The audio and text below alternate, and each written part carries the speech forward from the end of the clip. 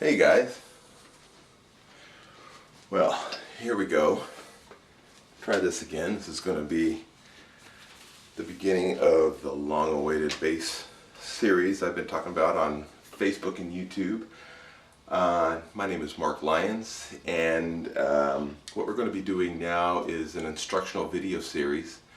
Before we actually get started on playing the bass, I wanted to start with one kind of introductory lesson called Duh, This is a Bass, and here we go.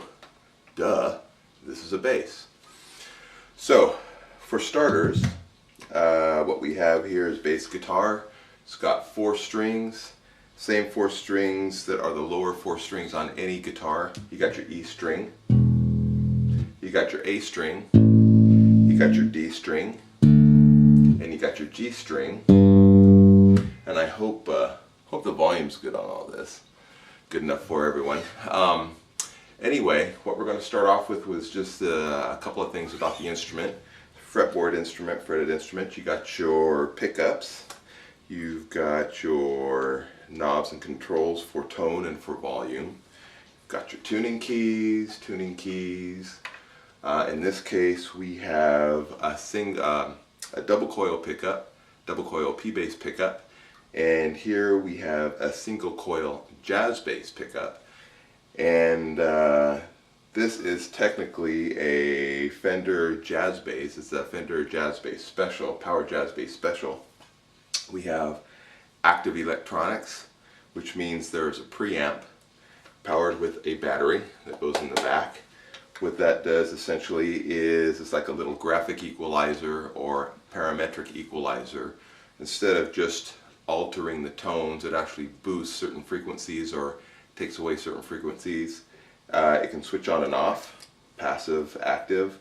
So with this particular bass, I can go with a standard passive P-bass sound, or I can activate all the pickups. But anyway, point being, volume, tone, pickups, tuning keys, bridge, nut, and one important thing I wanted to make sure everybody knows, if you're just starting out, the importance of being able to tune well, tune correctly, and having a proper setup.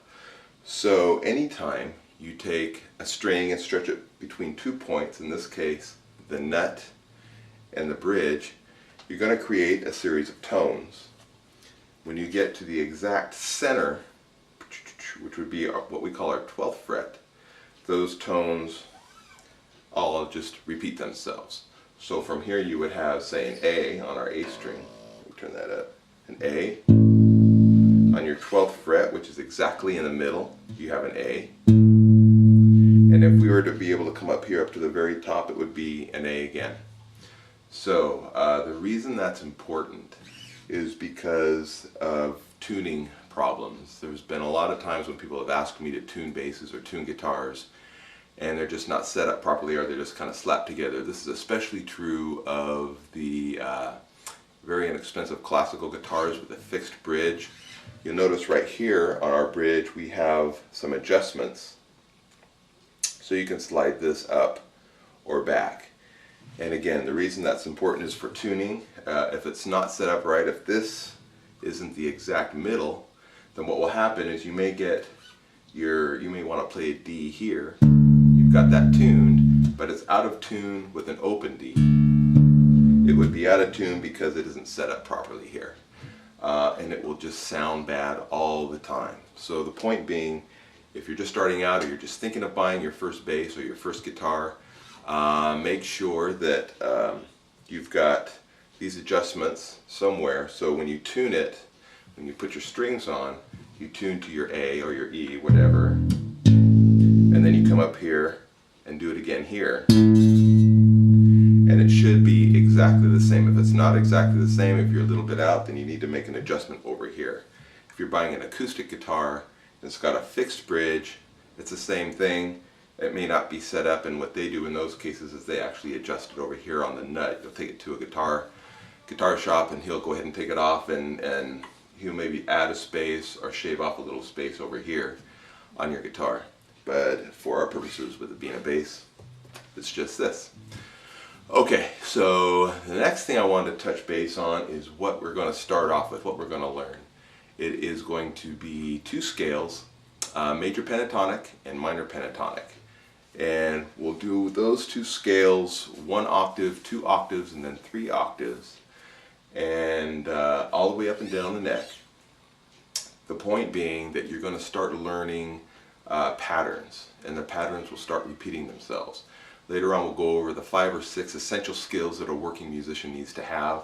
A couple of those are knowing what the notes are, knowing where they are on the fretboard, and how they relate to one another. So those 3 principles we're going to start going over with just the 2 scales. And again, these are working, this is a skill set that every working musician has. They have to have, otherwise they wouldn't be able to work. You got to know what the notes are, you got to know where they are on the fretboard, and you got to know how they relate to one another, so that when you get a piece of music or you're listening to a piece of music, you can go ahead and know what they are, where they are, and how to play them. Okay? So 2 scales, minor pentatonic and major pentatonic. We're going to start with major pentatonic on the next little clip I'm going to do.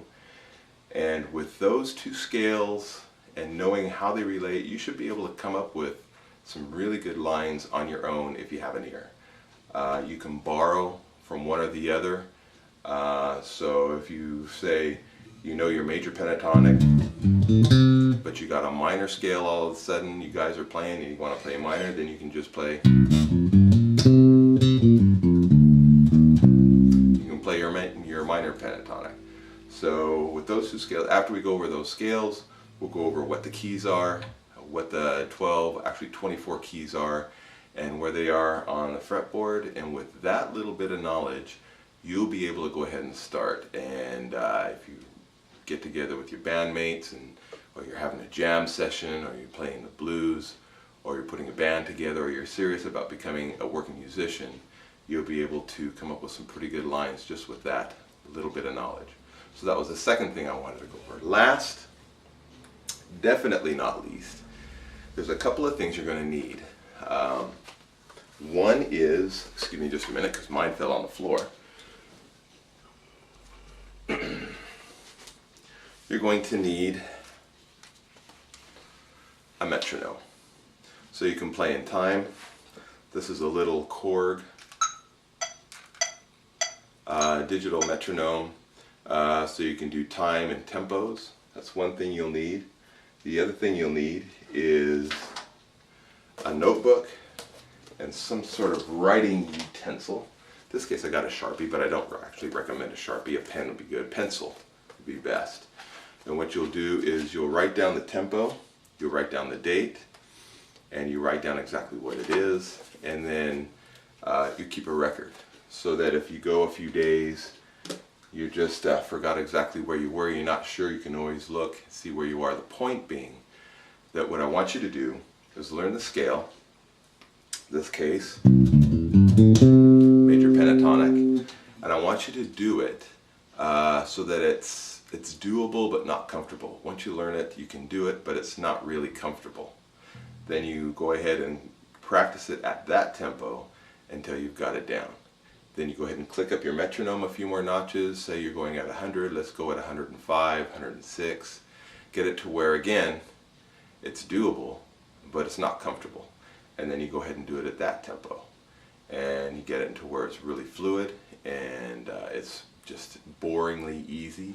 You kick it up a few more notches and do it again. And that way you'll get those synapses going, you're going to get your muscle memory developed in your fingers, you'll get those neurotransmitters, neural pathways going in your brain, and you're going to be, that's the way you develop your musicianship and become a good musician. So that's going to be it for right now. I'll be back in just a couple minutes and we'll go over our major pentatonic scales. Thanks.